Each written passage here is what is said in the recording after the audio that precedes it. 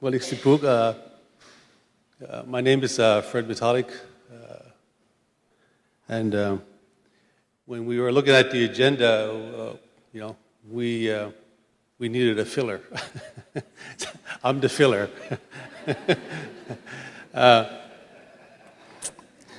Yeah.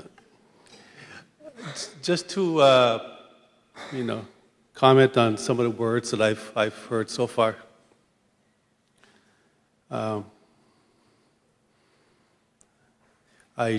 Jeff Grass, where's Jeff? Jeff was talking about being successful. He was talking about self-determination. He was talking about being Mi'gmaq, and not just a Mi'gmaq from Lichtenguish, but a Mi'gmaq of this world. And that's always been in the front of our minds in terms of why we send our kids to school, why we pursue higher education, and it's to advance ourselves in terms of who we are as a people. Now, this conversation is not a new conversation. There was Victoria was talking about not leaving yourself in the past. We're not just people of history. We're a people of the future. But how do you move forward? How do you move forward in a good way? How do you move forward in a good way with your partners? How do you move forward with the community and the institutions and the teachers that you have? A little while back,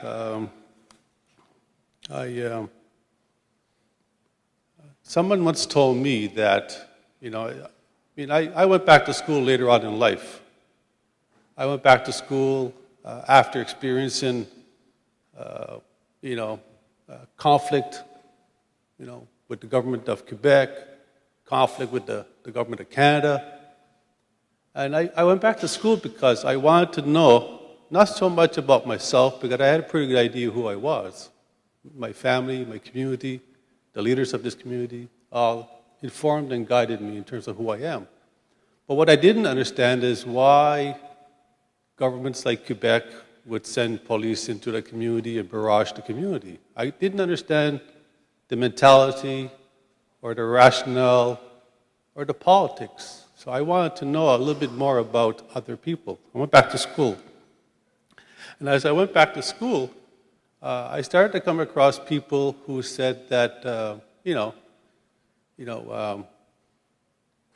asked,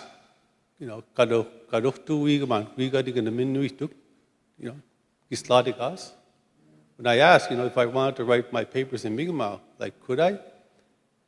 And bluntly, I was told there's only 2 official languages in this country, and yours is not one of them.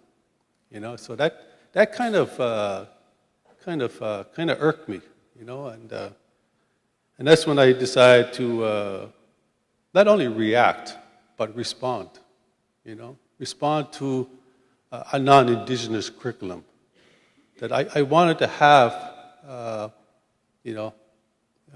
I wanted to maintain, the Mi'gmaq worldview. I wanted to maintain who I was, and I wanted to be successful.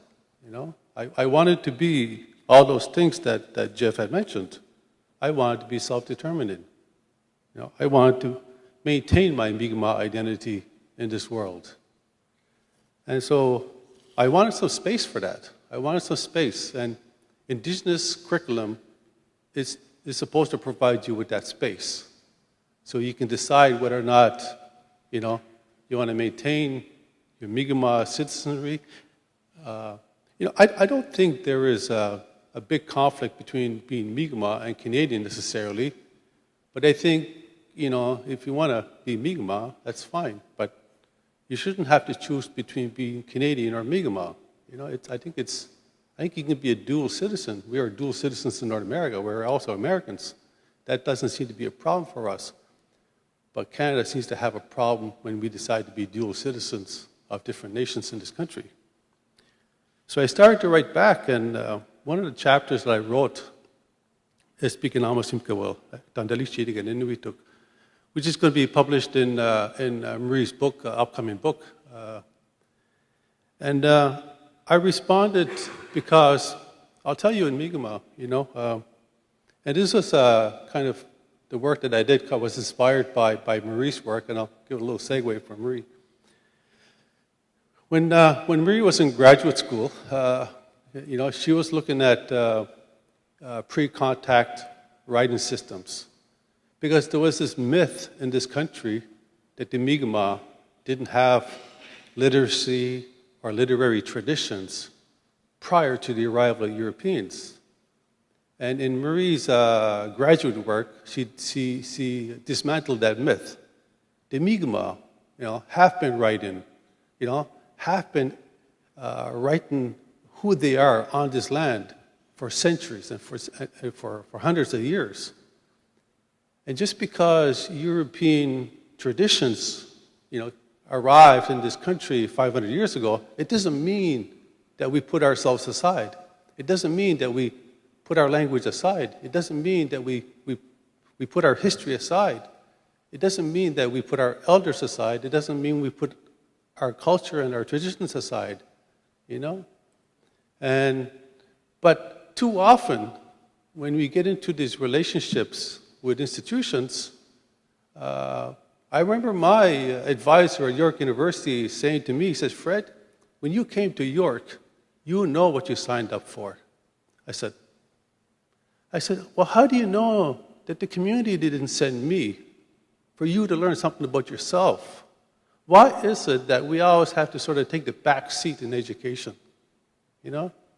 Maybe we send our kids to your institution so you'll learn a little bit more about who we are and who you are, as opposed to dismissing who we are at the door. So I started to respond, and I found out that it is possible to coexist. There's a short film here that I want to show you. It's only 13 minutes, and the title of this presentation today, it's called Uncle Gumkoel, I think. I mean, there was a title for the agenda. It says Uncle Gumkoel. When we were trying to figure out what the title of this event was going to be today, it was only fitting that we call it Uncle Gumkoel. Basically, it means like it's treaty making. Treaty making is not just about having the right to fish or things like that. Uncle Gumkoel, when we signed treaties with the British Crown, we were supposed to add to our existence. We weren't supposed to take anything away from who we are, and we weren't supposed to end up in court trying to defend our way of life. Treaties were supposed to create a space where we coexist. We didn't have a problem sharing language when people arrived. Why is it so difficult for us to speak our language today in an environment where people say there's only 2 official languages, for instance? Why aren't those ceremonialists, those people who hold those songs, people who have those experiences of residential school, they are all knowledge holders. Why can't we recognize them? There are a lot of elders in the community who have lived experience, who have all kinds of knowledge. Why can't we validate and recognize them as the real knowledge holders? So I said to myself, I wanted to know more about and if you want to know more about that, it's very difficult to know more about that in the archives in some university that's far away. You got to go back to the archives of the elders, the archives of the people, and ask them to share their story. And that's what I did for this film. I asked people to share their story, in particular around residential school. And I'll let the film run. And it's only 13 minutes. It's a testimony of a few elders. And then I'll just quickly close off after that. Blanche and Roseanne, for quite a few years, we fasted together and went to ceremonies. And, we're all related in some way, shape, or form. But the reason why I wanted to show that film is because, we carry our histories with us. We carry the past with us. We don't carry big textbooks in our back pockets. You know, we carry our people with us. And sometimes when you're trying to move forward, it's important to talk to your people, check in to see whether or not we're going in the right direction. And for me, these stories remind me about, you know, how we need to move forward. One of the last things she said was, you know, get me data minutes. I would add that, you know, get me data minutes. You know, let's honor not only, you know, our language, but our culture, our identity. Honor who we are as Mi'gmaq in this territory. And so I share that story because I think it's important for us to listen, to hear. We're going to have a conversation about indigenizing the curriculum with McGill this afternoon. We want to make sure that we get off on the right foot. We want to make sure that the education that we're going to provide in this community under the B.Ed, that it's a relevant education, that it speaks to the needs of the Mi'gmaq in this part of the territory, and that it's something that we can be proud of as partners, where we are equals in this process. So,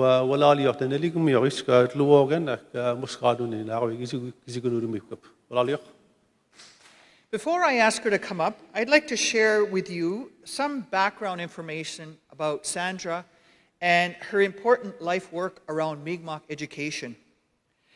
Sandra has both a Bachelor of Education degree and a Master's degree in Adult Education from the University of New Brunswick. Many of you have known her throughout the years as working tirelessly behind the scenes, I would say for the past 25 years, without trying to date Sandra on that. Her work has been devoted to bring Mi'gmaq education not only to our children, going back to the early days when the school was in the classrooms across from the church in the parking lot. She has worked to bring Mi'gmaq education to our communities and to our nation. And she has done this always by building the bridges that we saw Fred talk about in his video, and building partnerships with post-secondary institutes. And these deserve mention.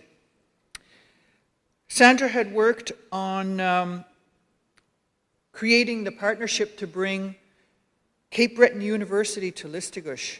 And this year, in the spring, we saw the graduates from the Bachelor of Arts and Community Studies program, many of those students here, and some of them continuing on in their studies with the B.Ed. Sandra also worked with both St. Thomas University and Dalhousie University on building the Mi'gmaq Maliseet Bachelor of Social Work program, which I believe they're delivering their third cohort of graduates. She worked with Sir Wilfrid University to create the master's degree in Aboriginal social work, which graduated its cohort. And lastly, most recently, working with McGill University to bring that institution to Listugush for the Bachelor of Education degree. Ladies and gentlemen, please put your hands together and welcome Sandra Germain. Thank you, Victoria. Thank you for those wonderful words. And I'm sure, Marie, you've been, when you hear people describing the things you do, you're like, did I really do that? Did that really happen? I guess it did. Victoria has asked me to introduce Dr. Marie Batiste, and Marie and I have been crossing our paths for 20 years, maybe, along the way, different areas, different parts of the country, but always in relation to education. So when we decided we were going to have this event, of course, Marie's name came to our mind. And just to tell you how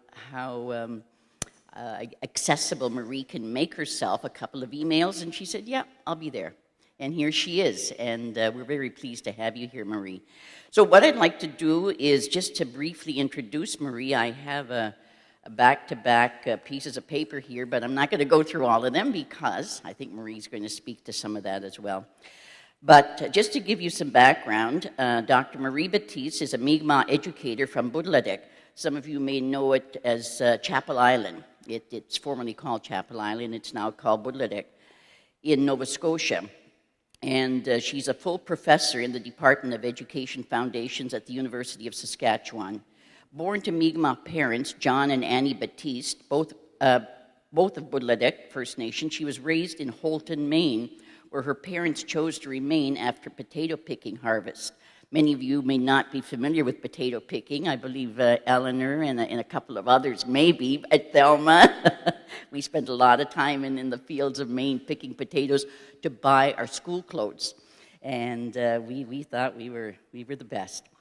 Her parents worked in various labor areas while they raised 3 daughters, Eleanor, Geraldine, Marie, and 1 son, Thomas, providing them with the core values in education.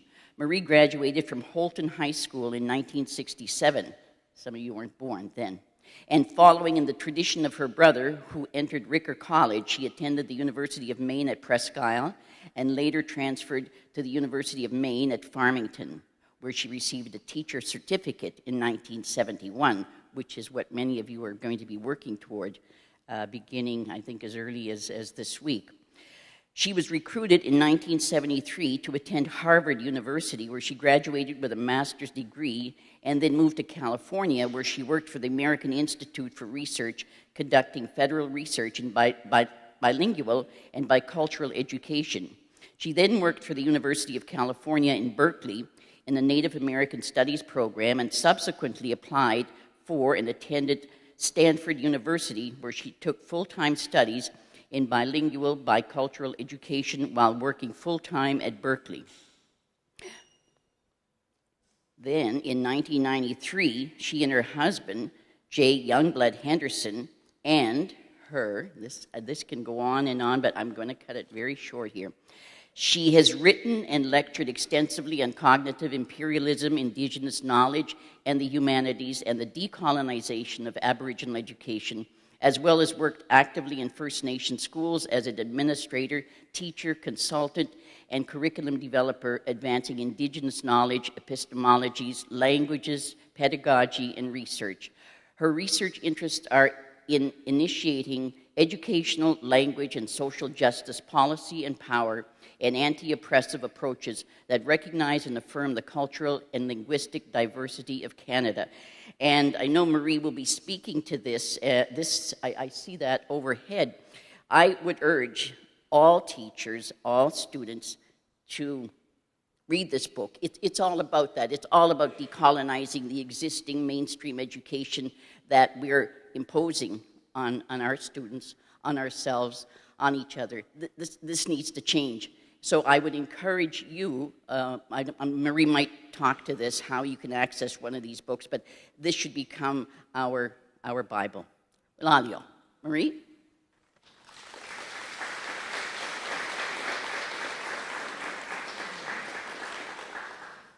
Gwe, medawalok diok. Oh, well, yachty. Well, das yem, well, das ya betkimi Lowestone Gisco. In Deluisi Marie Buddy sa Tlewi Bodladek, Nigamaka sa Hekika Bodladek.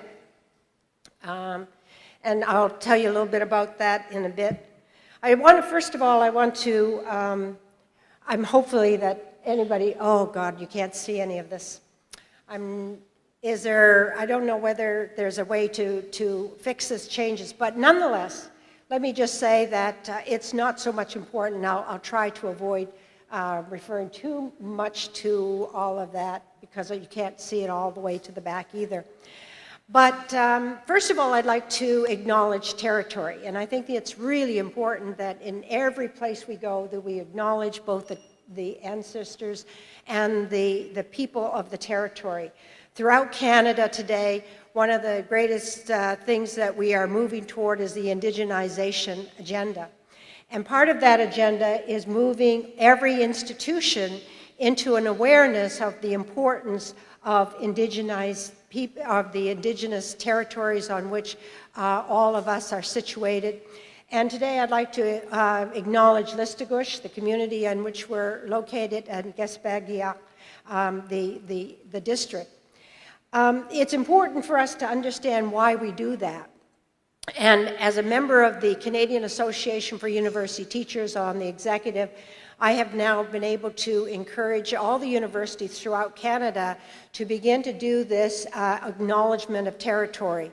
And we do that because we are honoring our Indigenous peoples through the core values of respect and relationship, reciprocity, and reverence. And in so doing, we show the respect of those Indigenous peoples by also making visible that Aboriginal peoples have been the stewards of this land, the caretakers, the original owners of this land, and who have been, through history, silenced, marginalized, and oppressed. And so we acknowledge that, and all of our institutions are moving now toward that. In fact, we have on the Canadian Association for University Teachers a site now for all the universities to acknowledge their territories and how they wish to do so. I'd like to just start off by acknowledging my ancestry, my Mi'gmaq people, my parents, Annie and John Batiste. Battiste is Battiste, what we were called in our home community, but all the years of growing up in Houlton, Maine, my mother always called herself as Annie Batiste, and so today we've got this name thing. My kids like being called Battiste because as my son always said, I'm the Annie, the Battiste. We are the Battiste people in the community.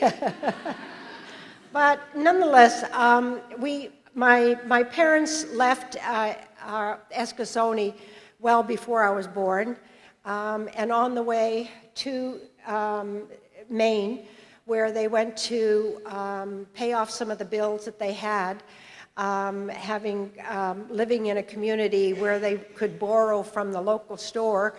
They went to Maine to pay off that bill, and on the way, they dropped off my sister at the residential school. And because they had lived in poverty, were unable to make ends meet very well anywhere they went, but they tried to remain. My sister stayed in residential school for 3 years, and in those 3 years, her life and our lives have changed. And it was only at the Truth and Reconciliation Commission when everybody was asked to stand up who were belonging to the survivors, and they all stood up, and we were called upon as intergenerational survivors to stand up, and I didn't. And I said to my husband, he said to me, "Why didn't you stand up?" And I said, "You are a residential school student, why didn't you stand up?" And I guess part of it was I didn't want to take away a voice that I didn't feel I had a right to take, which was of the life of the survivors that I have lived with and have been part of, and whose my sister and her life has been a very difficult one, as all of the survivors have been. And so I only reflected upon that at that time and said, I really am, and I really have lived in some ways some difficult lives because of that period in our life and that life with my sister as well. So my parents lived in Maine, and we all, once my sister got back with us, we remained in Maine for some 20 years, 23 years my parents lived there. And in so doing, they continued to live on the margins of society, in poverty, but at the same time, they were very resilient. They continued to speak their Mi'gmaq language to us, so I understand it well. But because I had no one to speak to in Houlton, Maine, other than my parents, I lost that capability, and I started speaking English and learned to speak it too much better than anything else, and continued to speak that until I went back to live in my own community of Eskasoni after I got my doctorate degree.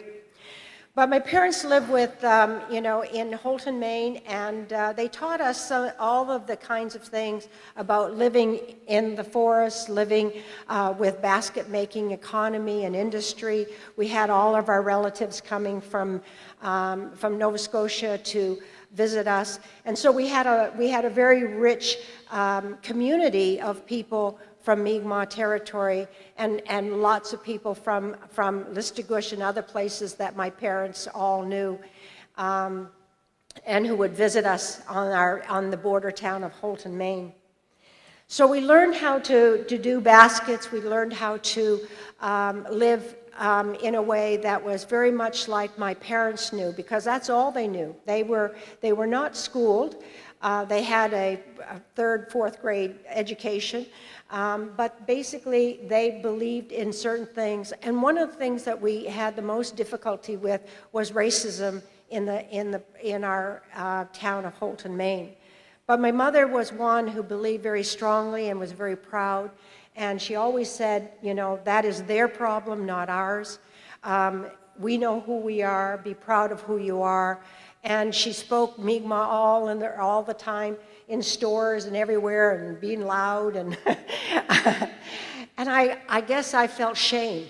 I felt shame in those early years because there was such a racism throughout those years growing up. I felt shame in who I was, and the way in which I felt that I could overcome that was to learn how to speak English better, learn how to read and write better than everyone else, and I could do things, and whatever anybody did, I could do. And then I began to realize how important it was that I had both those things, that what my parents gave to me, as well as what I was able to learn in those schools. We've lived a very long time, and I'm a very old person myself now, but basically I think that some things have changed and some things have not. And I would say that when we look at today and the world in which we live, we're constantly aware in Canada now of this growing population of Indigenous people. In all of our communities, it's growing, and that demographic is escalating. And Canada, over the last 10 years, has come to this awareness that without having Indigenous youth learning and having an education, that Canada fails to be able to live up to its expectations of itself, as well as to be able to meet the market economies without having this very large population of Indigenous people. So our youth demographic in all of our places, 6 out of 10 are under the age of 29, as well as if you look at the projections in 2017, the Aboriginal population of youth from 20 to 29 years old will comprise 30% of the total population in Saskatchewan, 24% in Manitoba, 40% in the Yukon, and 58% in the Northwest Territories.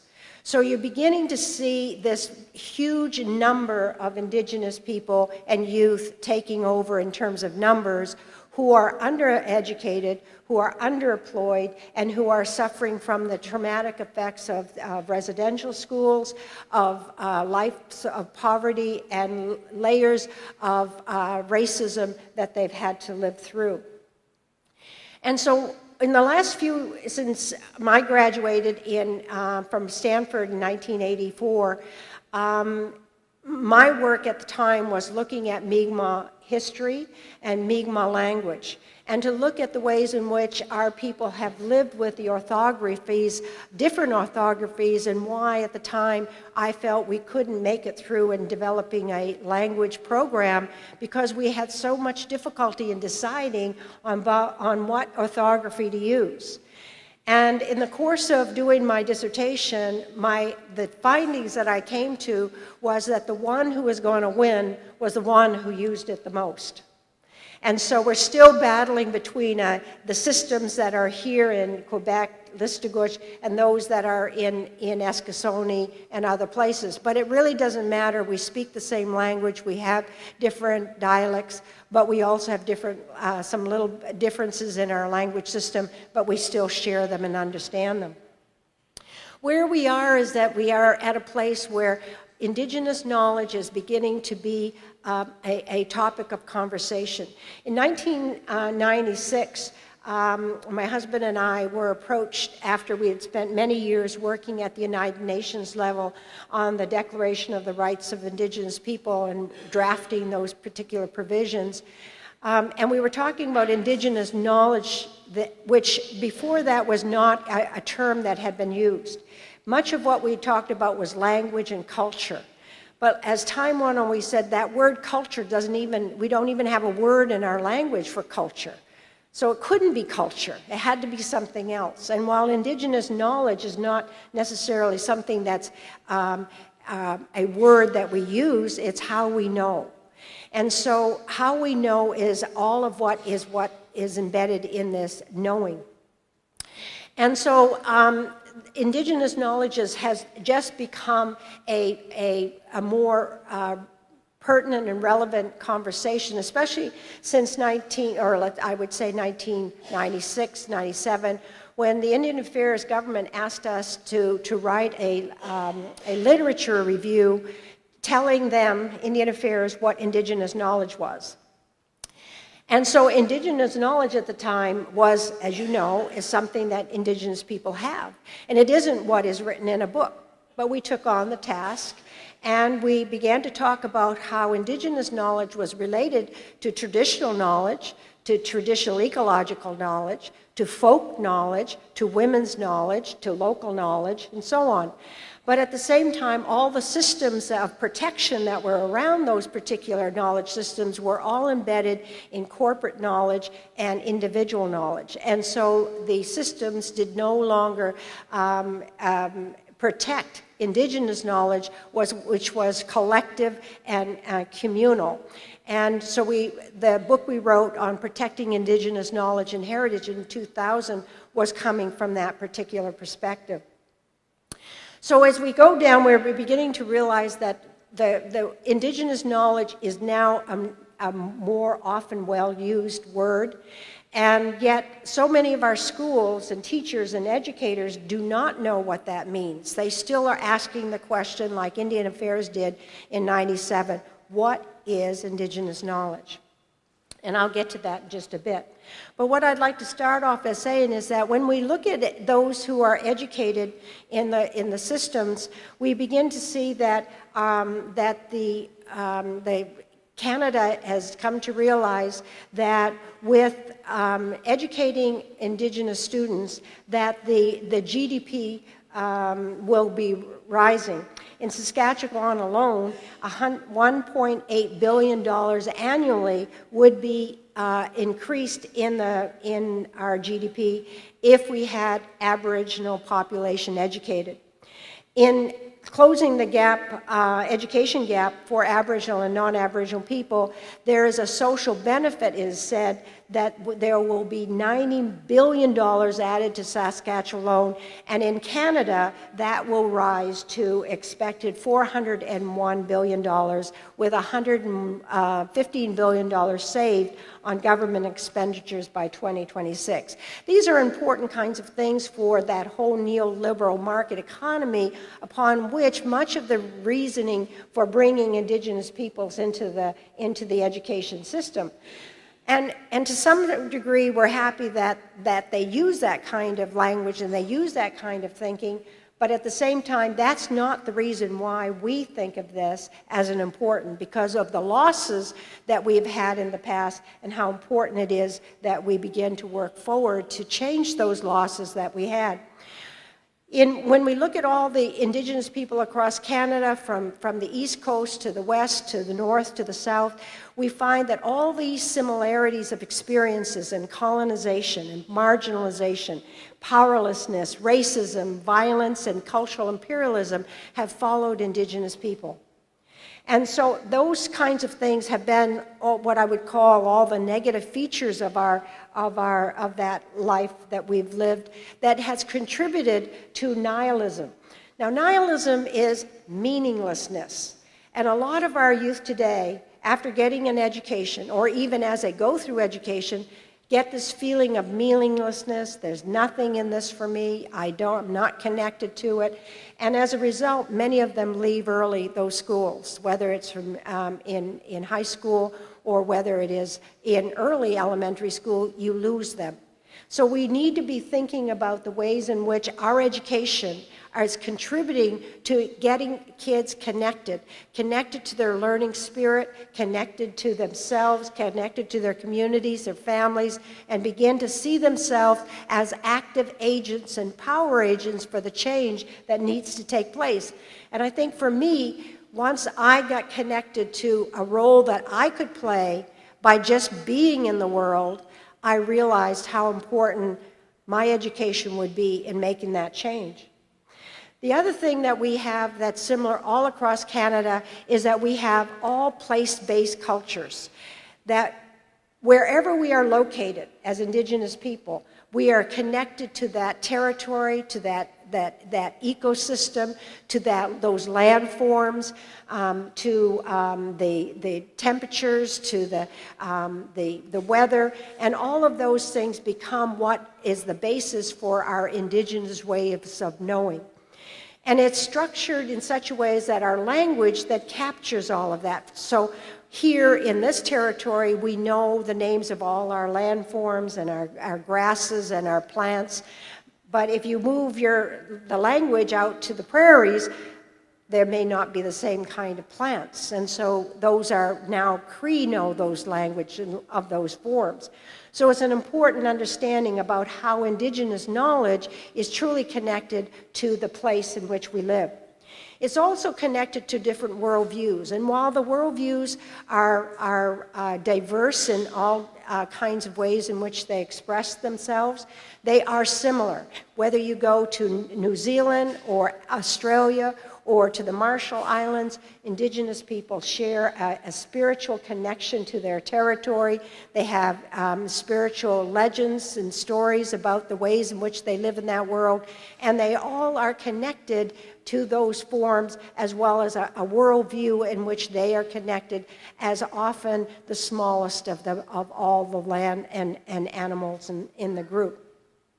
That makes for an interconnected spiritual relational ontology, as we would call it, a way of being in the world. And that is the kind of foundation that makes us as Indigenous people different from those who come from other places that have a different other way of being in the world, that has come from an education that has created us in new ways of thinking, to which many of us and those who are non-Indigenous may also find disconnected to that. In 2015, Universities Canada came out with a big statement, and their statement was that they were going to change education at the university level. And part of that was the Universities Canada 13-point plan, which is online that you can find. But David Bernard was the chair of that at the time from the University of Manitoba, and he said something I think is important for all of us, whether we're in university or whether we're in elementary, and that is, he said, when understanding of First Nations, Métis, and other Indigenous cultures is woven through all of our campuses, then real change will occur. So not just the campuses, but the communities and the schools and so on. And that kind of change has begun, but one of the key features that we have to deal with is that we've all been marinated, all of us, our parents, our grandparents, ourselves, our education system, our political system, our justice system, have been marinated in Eurocentrism. Now, Eurocentrism isn't just white man thinking. Eurocentrism is an ideology of thinking. And it comes from and is embedded within a place that has been a dominant way of thinking, and it connects ideas and imagination and institutions to a context of there being an inside and an outside. The inside is where everything, progress occurs and is delivered out to the outside. And the outside is the periphery, if you might see it in a circle. So Eurocentrism is about how some groups of people think they have something superior and that it has to be given and delivered and used and that everyone else should have it. So residential schools, the European British educational systems that we have today. Even the structures of the ways in which our universities are structured are built upon the Oxford model in England and other kinds of things. So we continue to have a diffusion of knowledge coming from the center to the periphery, into which all of us have been marinated in, which is the basis of what I've called cognitive imperialism. So cognitive imperialism is something that over the years has been something that came from my education when I first learned about cultural imperialism. Cultural imperialism was a course that I took in Stanford with this fellow by the name of Martin Carnoy. And Martin Carnoy was talking about how culture had been emanated from and diffused to all of these different countries, India, Africa, and all those places, and showed us how the economic systems had been adopted from those European countries, and that now formed an imperialism around the world to which globalism is attached. And at that point in time, I said, you know, there's something else going on there. When you take away their language, when you take away languages from their children's language, like Isabel Knockwood was talking about how she had a language until she was, her Mi'gmaq language until she was 5 years old. And then she went to school.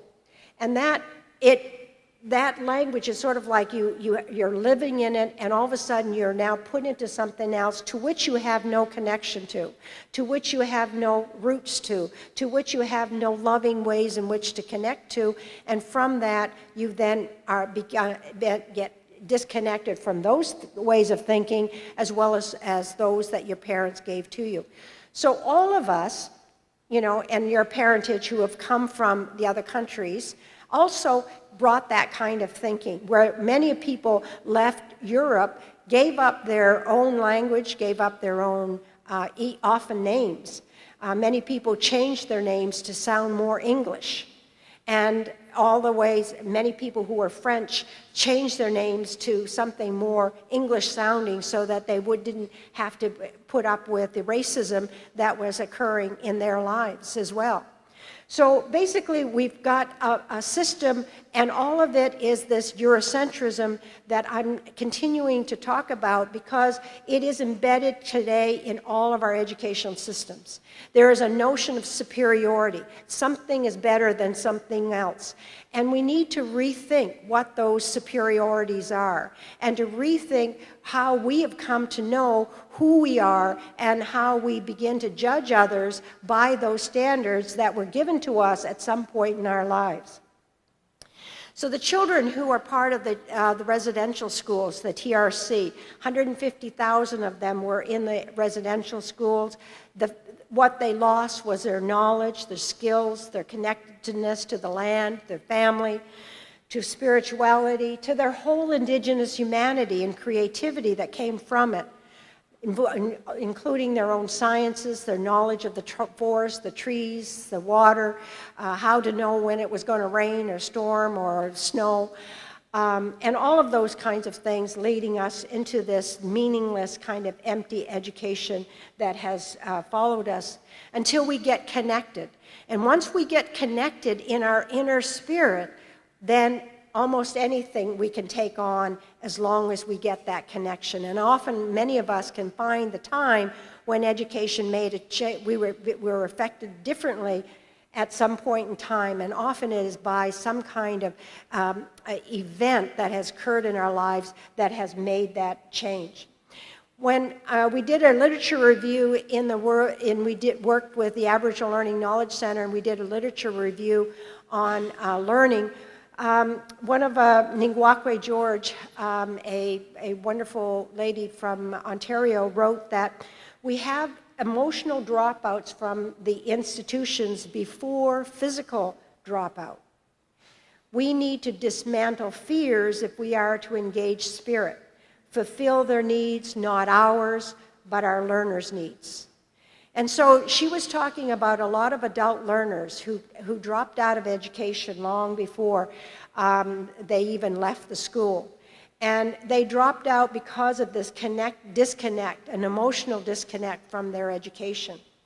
And Nancy Cooper, another one of my friends in Ontario who's worked in literacy, wrote, "I have worked in literacy for 15 years, and I know that almost 99.9% of learners that come into literacy programs have dealt with major trauma in their lives, and there are a lot of blocks." And so when you begin to look at all the people in our community who don't have an education, we might then begin to look at the ways in which what happened to their lives. I know that my mother tells a story of how when she was in school and the teacher was a very abusive kind of guy, and he threw a pencil at her for something she said and hit her in the head with the pencil, a sharpened pencil, and got her in the head, and her father said, "That's it, you're done. You're not going back to school, you're not going on." So some of the ways in which cognitive imperialism manifests itself is that we have to be successful by the standards of someone else. So oftentimes when people have said to me, they say, "Oh, you speak so well, and you're so successful, and you've got all those degrees," and so on. And I say, that is because you're measuring me by the example, of Eurocentrism. When I don't speak my language, when I don't live in my community, when I'm not contributing to my daily welfare of the people in my community, how am I being successful? How am I being connected to that? There's much more that we and I would love to do had my life been changed in a different kind of way. But we can't measure success simply by whether someone graduated from school, whether they can speak English, French, or any other language, but rather ways in which they can contribute in ways that are strongly connected to their communities. So one of the things I just would like to empty on that slide is that when I heard this quote many years ago when I read this book, Elizabeth Mennick's book called Transformation of Curriculum, and she said, "Silence is the shield of domination." And to me, that means that when you do not hear your language, when you don't hear your histories, when you don't hear of the experiences in your communities, silence is the shield of domination. That something else is dominating, and that domination is supported by the elites of that school, and thus you can be sure that it is a Eurocentric education in which you're living in and have gone through. And so now the big challenge for us these days is to move past cognitive imperialism, to begin to be building on other new languages, knowledges, and understandings, and building and moving away from having colonial languages being the only thing we have, built on those imperialist Western knowledge assumptions reflected in privileging of those languages, cultures, communities, knowledges, practices. In other words, we need to move away from the othering of Indigenous people as this unique group of people with their very unique way of doing things, to recognizing that in a diverse world in which we live, we can have a balance of knowledge systems, and that these are knowledge systems that need to be put back into our education. As I've said before, for all of us, we are as researchers, as teachers, as educators, or as students, we are been both a victim and a beneficiary of the same educational system. Few of us have had the privilege of knowing how to achieve a decolonized education. And so as we bring our people together, the world in which we live, we must all be critical learners and healers in this wounded space. I would like to point out that over the last 15, 20 years, there's been major changes taking place in the university and in the provincial systems. The Canadian Ministers of Education, CMEC, have developed an Aboriginal priority initiative that has gone across Canada throughout in the last since 2009. There's in all the education colleges of education, the Canadian Deans of Education in 2010 developed an Indigenous Accord, and in that accord that they have privileged then and prioritized Indigenous knowledge as leading to successes for all students. So all of you who are moving into education should know and remind those Deans of Education in which you are going to school in that they have an accord to which they have been signed on to and which is now a foundation of all the colleges of education throughout Canada. We also have, and since 2015, the universities of Canada have developed a 13 priorities in terms of developing priorities in Aboriginal education. The community colleges as well have a protocol in Indigenous education. Saskatchewan, Manitoba, and Nova Scotia have adopted treaty education throughout the whole province for all students and all their education, which you in Quebec as well as in Nova Scotia need to strongly advocate at the political level to ensure that that happens, that this is not just for those 3 provinces, but must be done everywhere, and that this is a way in which you can do so. So my son Jaime is the lead for the Treaty Education Initiative in Nova Scotia, and he can guide you in terms of the process that he's generated in Nova Scotia. And I'd like to say he and the chiefs and leaders have single-handedly done that kind of work in terms of moving that agenda. In British Columbia, there is now a new curriculum for indigenization that is throughout all the schools from kindergarten on up, and they have are mobilizing all of that. I was speaking to them last spring, and they passed out 500 of my decolonizing education books to 750 people who were at that conference. And they said, we will next year make sure that, or we will make sure that everyone who came gets a copy of the book. And so their priorities are very much on indigenization and in education. So it's really important that you take on that task. Now, for those of you who are sitting there saying, well, what do we do? What's that mean? Well, how do we go about doing that kind of thing? That's probably the big one. Well, I say they're a 2-pronged process. In my book, I share that. And that is that it is both a deconstruction and reconstruction. In the deconstruction, that means that everything of the past, all of that history, all of those ways in which we've come to know the way in the discourse of Indigenous people have been.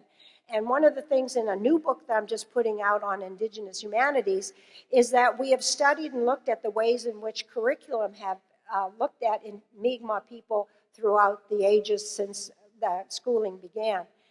And in so doing, we've come across all the different stereotypes that have been used to characterize Indigenous people and the ways in which they've been omitted in that education system. And from that, we've begun to realize how important it is for us to understand what was going on, why that was going on, what they did, and how they did it, and how that affected our Indigenous people, their attitudes towards themselves, our parents' attitudes about themselves, as well as the ways in which people continue to hold attitudes about Indigenous people which are false and that are destructive. And we've seen that throughout Canada. In fact, the Canadian Broadcasting, CBC News, took off their blogs for all their Indigenous their news items, because they said that there was too much racist backlash to everything for Indigenous people. And there was nothing but hatred that was being spewed. And they talked about that and said, we will no longer have that, and we will monitor everything that goes on that is more respectful. So this is still an ongoing thing, and we need to deal with it. It's not the past, it's today. And we need to find ways to deconstruct and understand why that happened how it is continuing to happen, and how we have to change that particular picture. So exposing the political, moral, theoretical inadequacies of colonialism and culturalism in education, and then the reconstruction. So once we take and look at all the ways, and we have to examine history from a critical lens. We have to look at it look at anti-racism and anti-oppressive education, and looking at the anti-homophobic kinds of ways of doing and recognizing the world, that children are in the world today. Their identities are so important. So deconstruction for me is developing the critique and the awareness of Eurocentrism, colonial bias, racialized negative discourses, values, and effects on everyone, and examining those laws and changing those laws and changing the ways in which education is prioritized. That's in your province and your educational systems, the kind of thing I'm talking about with treaty education, and unpacking the significance of the situations people live in. When we think about the children who leave school or drop out or whatever you call it, whatever, pushed out, we need to look at not why they left or what there's something about them, but what is the situation they're living in that makes it a needed thing for them to do. Poverty is often the situation. Racism is often a situation. Living in homes and families that have been affected by residential schools and so on. We need to look at those, not a blaming of any of the victims, but to recognize why that happens and beginning to look on fixing those things so that all those kids can continue to go through school. So we also need to address intergenerational trauma. And of course, that the TRC has made calls to action to all the schools, all the universities, all the political systems, everyone, and each one of us is both one who can be changed by TRC. To read the book, A Knock at the Door. If you haven't read all of the other things, there's this one little book called A Knock at the Door. It's a abridged version of the TRC findings. It's like $15, and it gives you everything you need, and you should teach every one of the children in your school about it and find ways to bring that awareness through to them throughout their years. It's sort of like understanding apartheid in Africa. We need to understand apartheid in Canada. And so we also need to begin to understand the nature of the skills and capabilities that still reside in our communities, the collective knowledges that our people still hold on to, the land and the communities that they are part of, and recognize that Indigenous knowledges is what our elders still hold on to. And that there is no education yet in a university that can help us to get that. There's no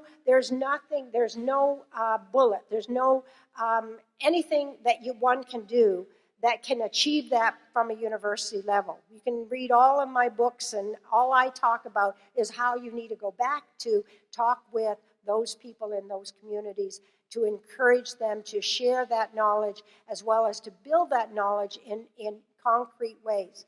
So when you look at today your immersion programming, and you say, we don't have enough teachers to build that programming beyond grade 3. And I'd say you're wrong.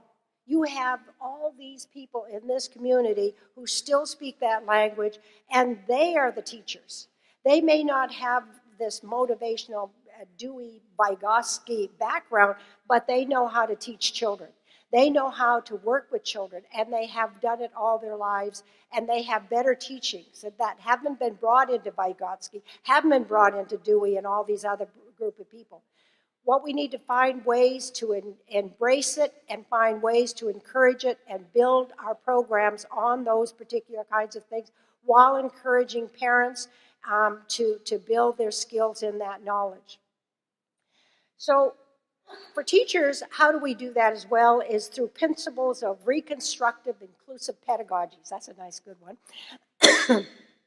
It's something like one time ago, I talked about cognitive imperialism as hierarchical invidious monoism.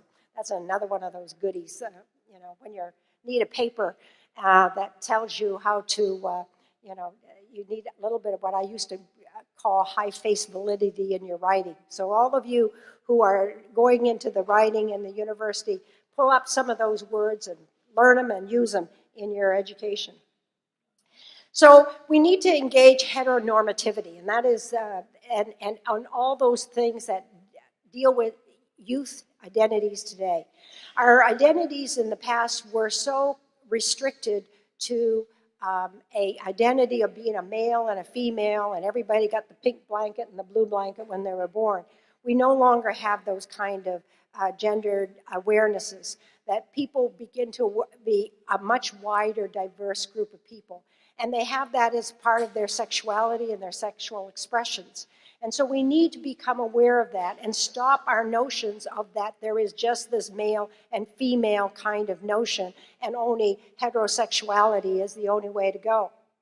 So those are things that both our teachers need to learn, our parents need to learn, and our elders need to think about in terms of how we force our kids into certain kinds of norms that doesn't fit with them. And today, with their being on the internet and other places, they are widely aware, much largely aware than we were in our early days.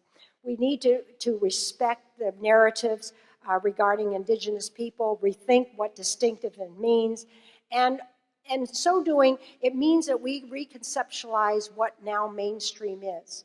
So mainstream is so old stream, and we should give up notions of mainstream. In fact, for all of us who are talking about ourselves as Indigenous people, we should never use the word dominant, and we should never use the word mainstream, because in so doing, we are cementing in this notion of dominance, as well as we're cementing in notions that there is a mainstream to which we are on the outskirts of this. So when we use your words, think about them, about what are they saying about where you're positioning yourself. And we need to rethink all of those things. And it's hard, I know, but as soon as you become aware of it, you begin to make those little switches and changes, and gradually it comes easier over time.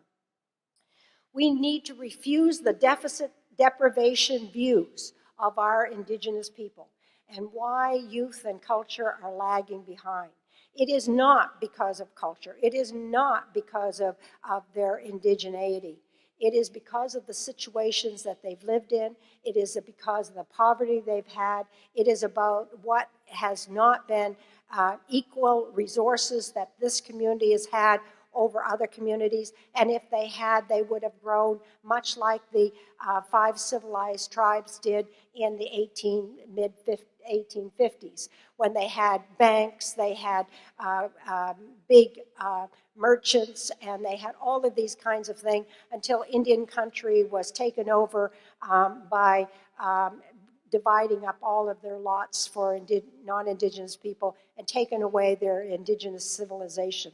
And so we need to recognize that had we had those resources and those ways of building, we too would have been at the same place everyone else is and beyond. So we need to rethink the ways in which we talk about ourselves, the colonial histories. We need to think about the lives and situations our people are living in and accept our identities as fluid. One of the things, and here's my little guy right there, Nuji Chik, Haimi, and Whistle, Jacoby, and this is Jacoby. I don't know if you can see him, barely see him, but nonetheless, when he was a very little boy.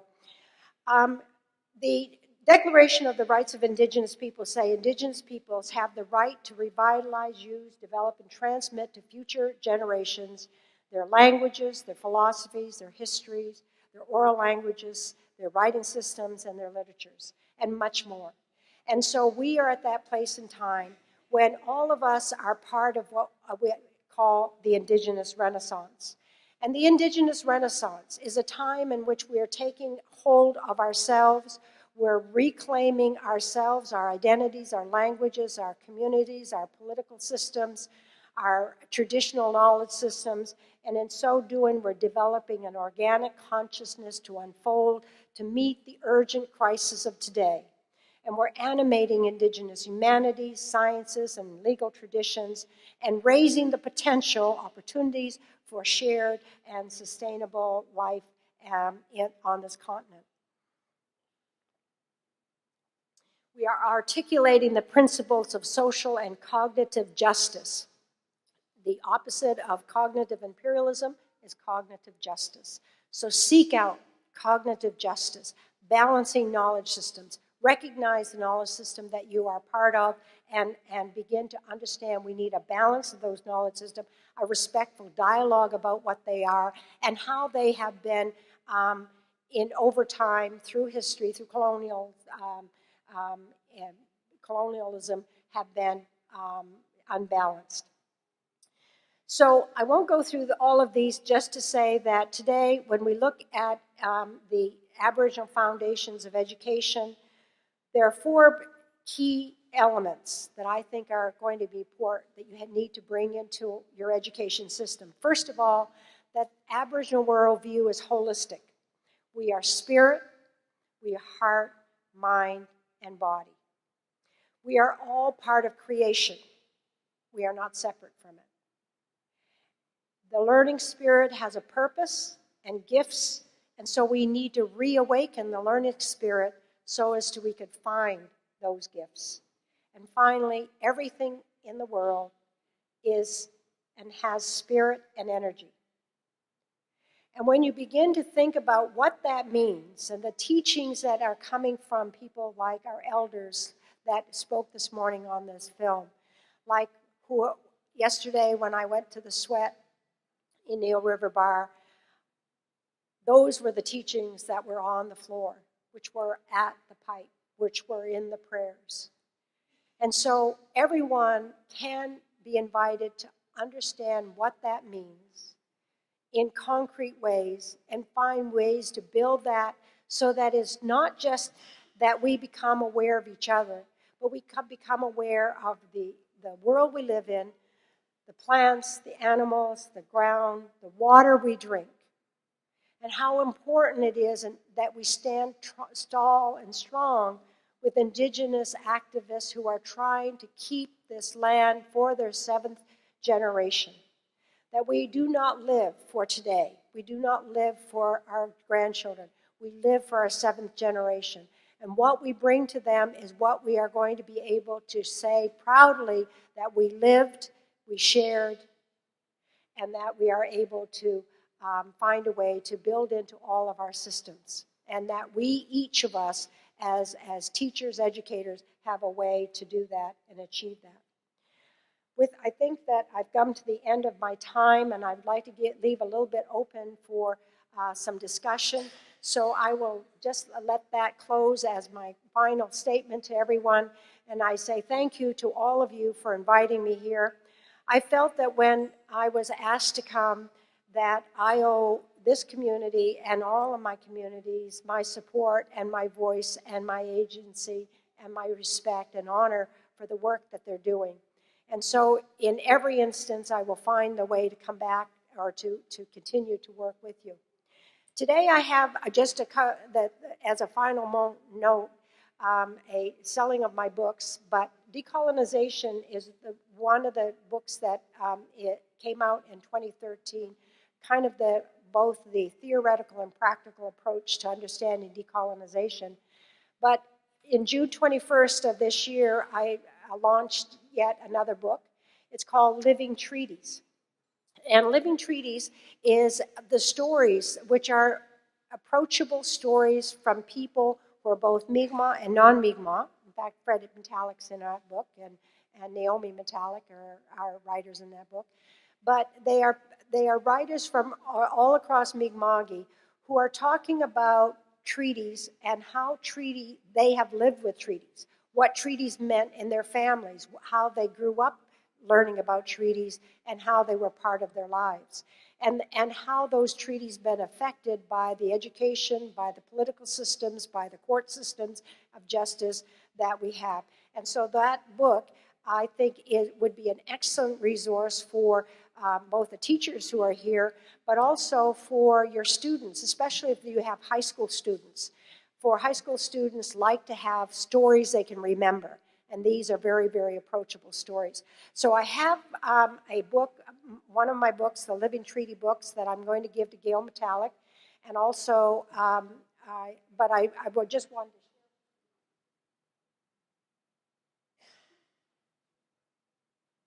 So I have a book for Gail. I have a book for the Living Treaties, and you can take a look at it if you'd like. But the last book is something I wanted to leave behind, and I wanted to leave it for these people here to decide who in this group will get it. Okay? There you go. So thank you very much.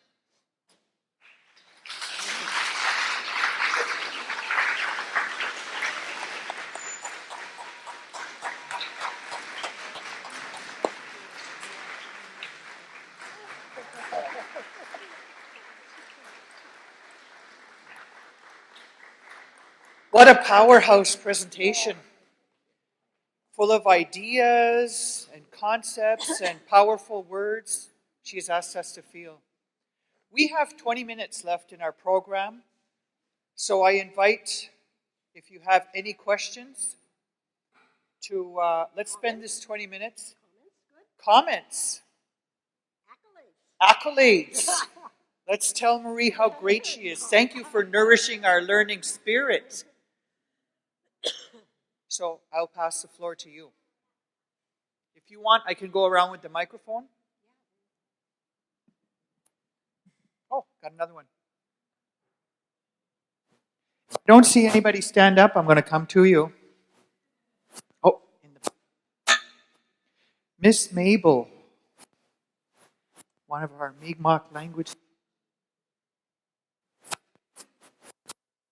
Well, all in, Marie, I feel so much more strength to continue to do what I do.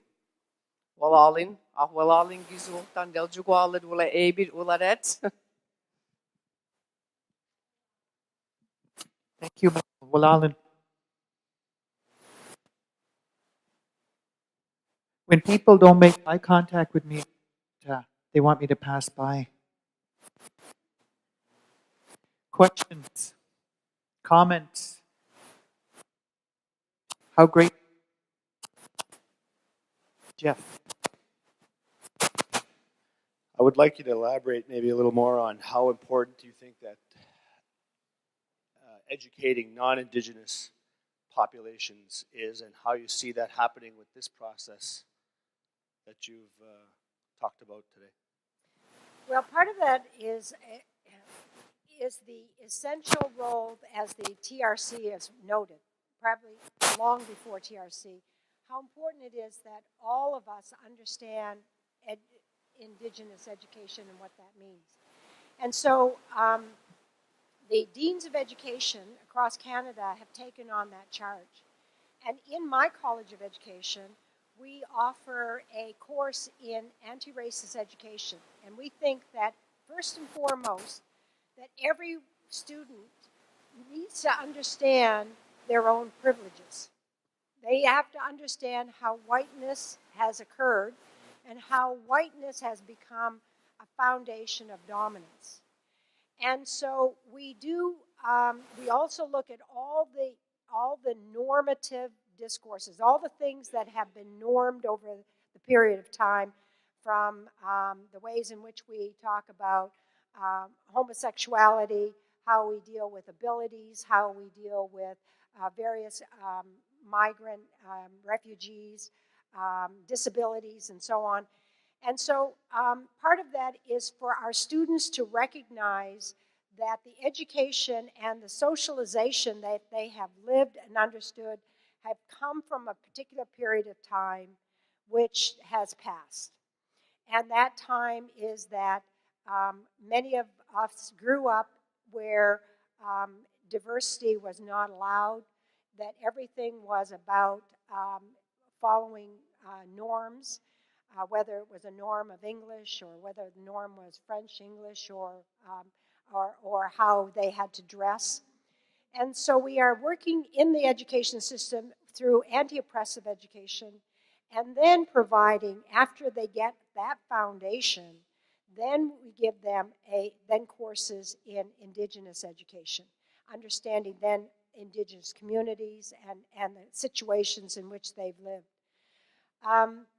So in places like Winnipeg, for example, and Lakehead and Laurentian University, they have required an Indigenous studies course for every student who has come into the university. That every single student, whether you're a science student or a humanities student or an engineer student, every student has to come in and take an Indigenous studies course. And so in small pockets throughout Canada, we're finding little ways in which that's happening about the education of the whole of our communities. But I think that in education today, there's far more awareness. And you find it in the literature, you find it in the courses, and you find it in the research about respectful research, about ways in which we can bring diversity, inclusion together, and importance about how Indigenous knowledge is different from just an inclusion paradigm. And so we are doing a little bit here and there, but I think that, through you will experience the ever-escalating nature of that education. In the last year, I have probably spoken to about 25 universities across Canada. And in so doing, I am educating communities and professors and faculties as to what they can do and how they can do it. Much of it, I would say, needs to go with a lot more. If I were to take this to the workshop phase, I would say we need to do a breakup in small groups and begin to work on individual skills and ideas that need to be talked through, worked through, because it's very hard in a group like this to talk to anybody without getting, some feedback. What they need is small group openings, and that kind of work is going on across Canada. British Columbia, I think, has just exploded in being both a model of indigenization in the K-12 schools. In fact, everywhere you can go online, you can go to their reporters and all the things that they're doing, and you'll see that. For example, there's a district in Prince George, BC. It's School District 57. And on their website, they have videos and all kinds of other things to help teachers to show them how and what's going on within British Columbia to work on that. I think that it's one of the things that is the most important thing we do is that Indigenous education is not for Indigenous people. Indigenous education is for everyone. And everyone has a role to play in it, as TRC has said. And it said that, while we can accept that we may not be personally, and we might often say we are not personally, or our parents have not been part of the racist colonial agenda, we can say now that if we don't do anything or change anything, that we are part of that.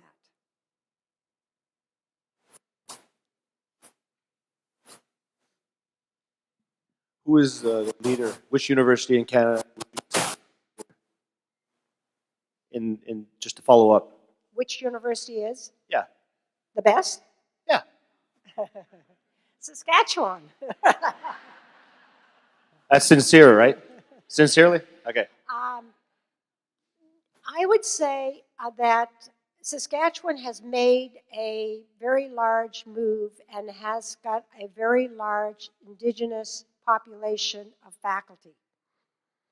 In every college in the university, everyone since 1998 have had to develop an Indigenous engagement priority agenda. And since that time, every one of the colleges, that's engineering, that's sciences, that's law, that's business, every one of them has Indigenous faculty in it now. A small number, but growing. And I think that that can't be said of McGill. That can't be said of Dalhousie. That can't be said of Mount St. Vincent. That can't be said of all of the universities, I would say, in the Maritimes. That there is not a university in the Maritimes at all that can say that. So while I think there's a lot farther to go, every unit has had to take responsibility for an indigenizing agenda. And part of that was the university making it a principle that out of all the 10 foundations that they thought were important, research, internationalization, student services, and all those kinds of things, indigenization or Indigenous education was in one of those 10 priorities and has been there since the end of the 90s. And so it takes that kind of political agenda as well as the advocacy and resourcing to make those possible. And so today, I would say York University has done a tremendous job in terms of having Indigenous languages being recognized, but we haven't tried that yet in Saskatchewan. I keep saying we should do that. And part of the problem in Saskatchewan for doing that is that for Mi'gmaq, writing the language was a very early thing that we learned how to do. In the prairies, they did not. They said, we believe that it should be oral, that everything should be oral. We shouldn't be writing this down. There's no need for anything to be written down. But because we have a written language and have had it as long as we've had it, we are able to have a Dr. Fred Metallic writing a thesis in the language. We can have a Eleanor Johnson who wrote her master's thesis at St. Mary's University in Mi'gmaq. Those are the only two that I know of around the country that have had a graduate degree written in an Indigenous language, both of them in Mi'gmaq.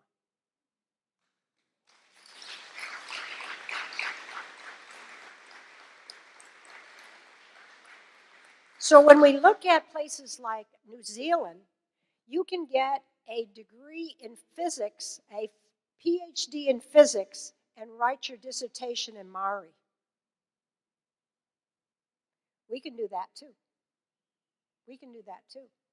And now with the kind of changes that are happening at the university level, we can make that happen by understanding what those things are. One of the things that the Maori did was that they took and invited elders to do experiments in science. They taught them the experiments, and then they asked them to do the experiments and talk it through in Maori. And that with that, they then developed all the language needed to talk about everything that needed to be said and done in the language. So what you need to do when you begin to have trouble with that is you teach the elders something that they didn't know before, and then have them repeat it all back to you in Mi'gmaq, and then you will have all the language tools to teach all the various kinds of content in the language. Lisa Lunny Borden is one of the authors in my new book who talks about Show Me Your Math. And Show Me Your Math is how she taught Mi'gmaq math, is that she was a non-Indigenous woman who worked as a teacher in Waikagama, Wamakuk, and she discovered, after asking parents, how do you say zero in math? And they go, zero. Or she'd say, how do you count in math? What's zero in math? Magoe. Magoe. There you go. See? This is immersion. But the Mi'gmaq math, they'd say, could you show us how to count? And they'd say to her, well, what are you counting? And it makes a difference what you count. You don't just use the same counting system for everything. And then she learned that there is a difference between how you count some things and how you count other things. And as a result of that, she began to learn how to teach math in Mi'gmaq. And so her work is one of the most foundational pieces in terms of looking at Mi'gmaq math. So non-Indigenous teachers, you got a doctorate degree by working in this community. You can find it.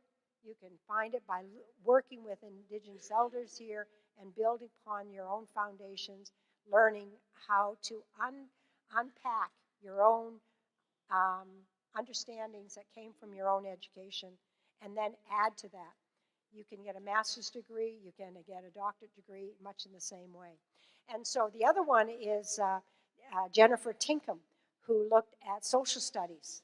And she also is another one of the authors in my forthcoming book on Mi'gmaq humanities, which will be coming out this year. But in the meantime, living treaties, decolonizing education, reclaiming Indigenous voice and vision, First Nations education, The Circle Unfolds, protecting Indigenous knowledge, Global Challenge are all books that you can add to your reading list. Thank you very much.